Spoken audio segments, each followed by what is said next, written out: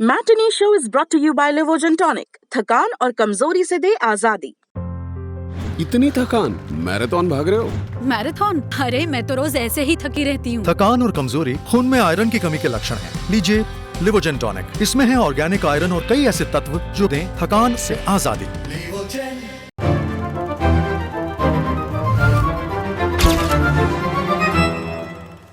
Hello, नमस्ते, आदाब। मैं हूँ हर्षिता और आप देख रहे हैं मैटिनी शो। मैटिनी शो में हमारे आज के सेगमेंट का नाम है बॉलीवुड किस्से। इसमें हम सुनाते हैं किस्से और कहानियां फिल्मों और फिल्म वालों की। आज कहानी सड़क पर पेन बेचने वाले उस लड़के की जो आगे चलकर इंडिया का सबसे बड़ा कॉमेडियन बना। नाम जॉन राव, जिन्हें दुनिया ने जॉनी लिवर के नाम से जाना। आज अपन जॉनी लिवर की इसी शानदार कहानी को विस्तार से जानेंगे। जॉनी लिवर का जन्म 14 अगस्त 1957 को मुंबई में हुआ था। तब उनका नाम जॉन राव रखा गया था। उनकी पैदाइश के वक्त फैमिली की माली हालत ठीक नहीं थी। पूरा परिवार चौल में रहता था। समय के साथ आर्थिक स्थिति बद से बदतर होती चली गई। दिक्कत इतनी बढ़ गई कि उनकी फैमिली को धारावी स्लम में शिफ्ट होना पड़ा। जॉन के पिता प्रकाश राव हिंदुस्तान लिवर लिमिटेड नाम की एक कंपनी में काम करते थे। जॉन आंध्रा एजुकेशन सोसाइटी नाम के स्कूल में पढ़ते थे। घर पर चूल्हा जलता रहे, इसके लिए जॉन स्कूल से आने के बाद भी छोटे मोटे काम करके पैसे कमाते थे, क्योंकि उनके पिता बहुत सारा पैसा शराब पीने में उड़ा देते। घर आकर मारपीट करते, मोहल्ले में किसी से झगड़ जाते। ये चीज़ें जॉन को बहुत परेशान करने लगी। जब उनसे बर्दाश्त नहीं हुआ तो आत्महत्या के इरादे से पास के ही रेलवे प्लेटफॉर्म पर जाकर लेट गए। मगर तभी नज़रों के सामने एक एक कर उनके परिवार वालों की शक्लें उभरने लगी। ट्रेन कुछ कदम दूर थी कि जॉन उठ खड़े हुए, सुसाइड का प्लान कैंसिल कर घर पहुंचे। तब उनकी उम्र कुछ 13 साल रही होगी। जॉन ने 7वीं के बाद स्कूल जाना बंद कर दिया। तो वो पैसे कमाना चाहते थे, इसके लिए डांस कॉमेडी वगैरह किया करते थे। तब कॉमेडी का मतलब स्टार्स की मिमिक्री करना होता था। स्लम में जिसके भी घर फंक्शन होता वो एंटरटेनमेंट के लिए जॉन को अपने घर ले जाता। उन्हें परफॉर्म करने के बदले 1-2 रुपए मिल जाते थे।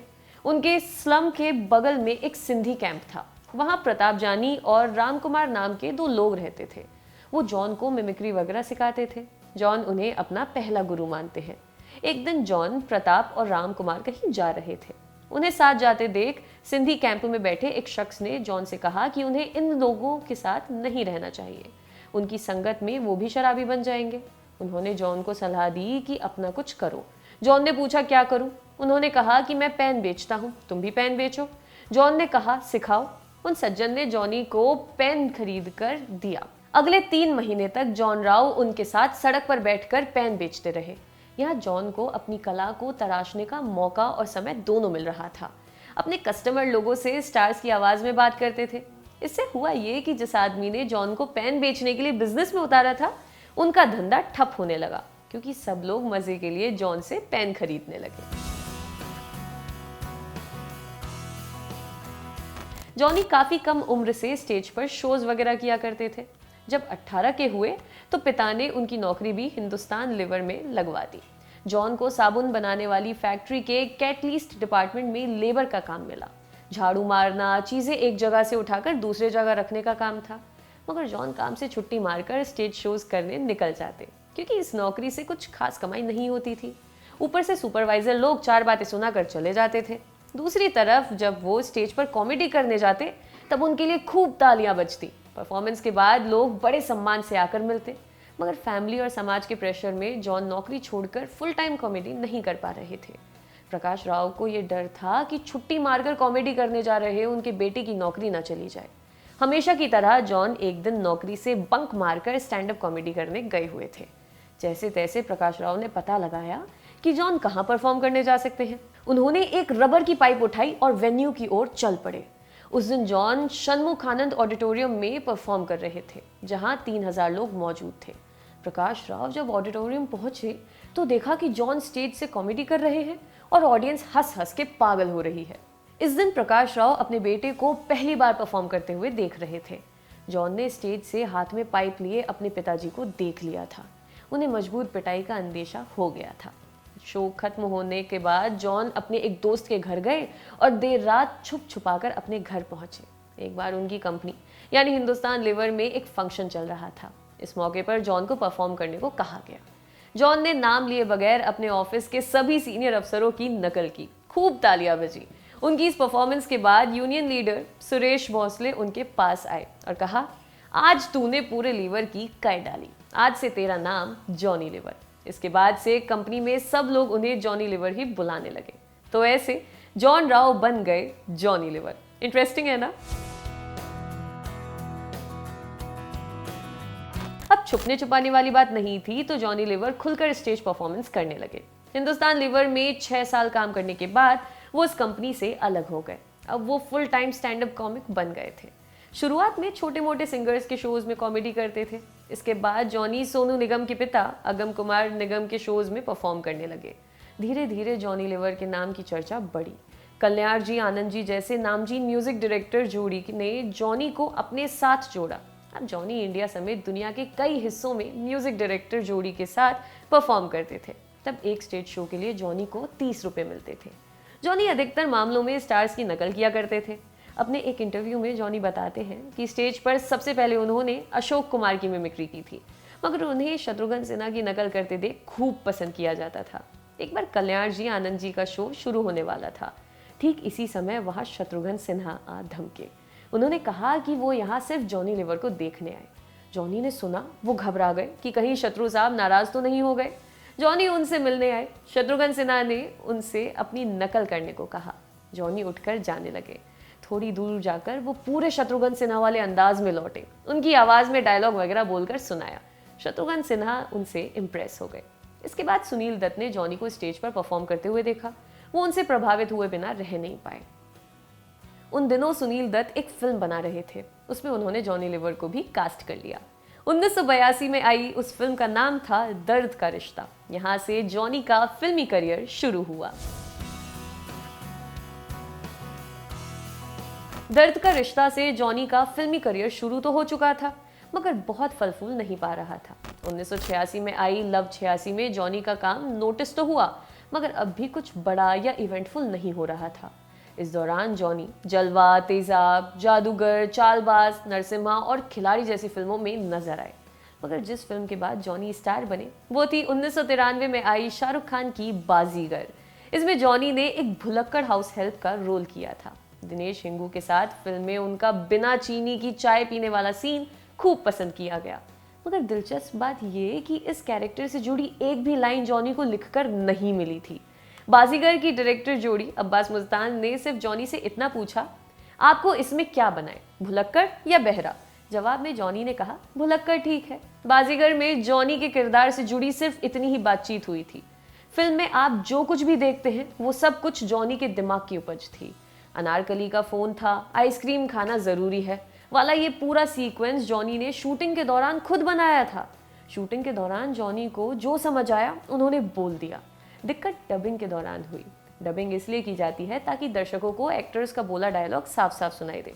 बाजीगर की डबिंग के दौरान जॉनी को अपने डायलॉग्स खुद ही याद नहीं आ रहे थे, क्योंकि वो कहीं लिखे ही नहीं गए थे।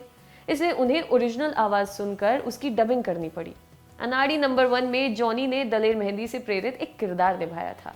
वो भी उनकी खुद की क्रिएटिविटी थी। उन्होंने प्रोडक्शन से सिर्फ एक टेप रिकॉर्डर की मांग की थी जिसमें तुनक तुनक गाना फीड हो। मगर थोड़े समय के बाद फिल्म मेकर्स ने जॉनी लीवर के लिए सीन्स न लिखने की आदत बना ली थी। उन्हें लगता था कि जॉनी खुद अपने लिए कुछ मज़ेदार सा क्रिएट कर लेंगे।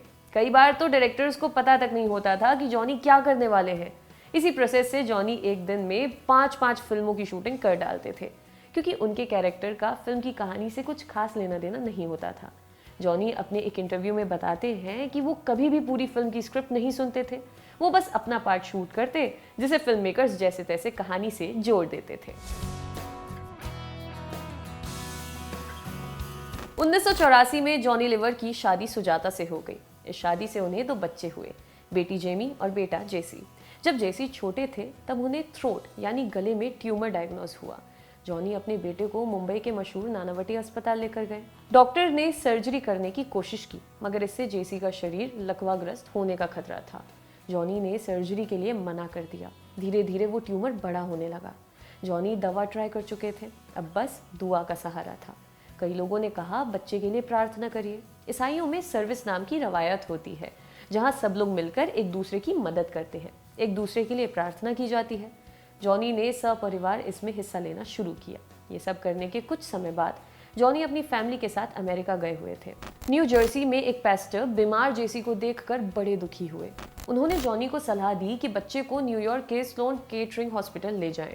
जॉनी उनकी बात मानकर न्यूयॉर्क पहुंचे। बच्चे को अस्पताल में भर्ती करवाया गया।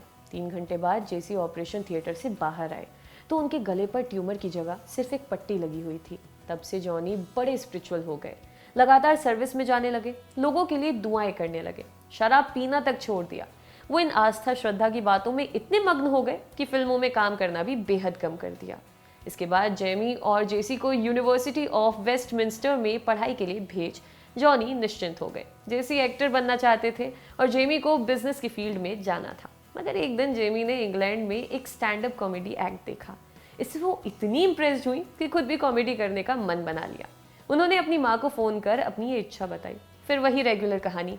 माँ ने कहा पापा से बात करो और पापा ने सीधे मना कर दिया। बड़ी मिन्नत के बाद जॉनी जेमी की बात माने। कुछ समय बाद लंदन में जॉनी का एक शो था। उन्होंने जेमी को फ़ोन कर कहा कि वो अपने शो में उन्हें 10 मिनट का स्लॉट देंगे स्टैंड अप करने के लिए।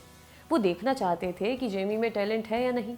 जेमी शो वाले दिन स्टेज पर आई और 10 मिनट में जनता को हंसाकर लहा-लोट कर दिया। जब उनका समय खत्म हुआ तब शो में मौजूद ऑडियंस ने उन्हें स्टैंडिंग ओवेशन दिया।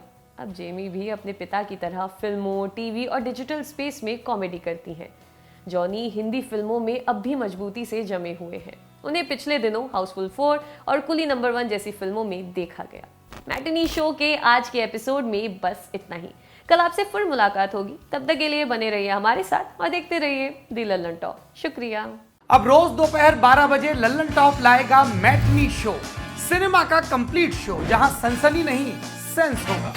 सोमवार बॉलीवुड किस्से, फिल्म और फिल्म वालों की दिलचस्प कहानियां। मंगलवार लल्लन टॉप अड्डा, चौचक बैठ की हेडलाइंस बनाने वाले हीरो हीरोइन डायरेक्टर के साथ। बुधवार कहां गए ये लोग जो कभी स्टार थे अब लगता है कि गुमनाम है, उनकी खोज खबर। गुरुवार Bharat talkies, best of regional cinema, क्योंकि हिंदी के बाहर भी जाबड़ फिल्में बनती हैं।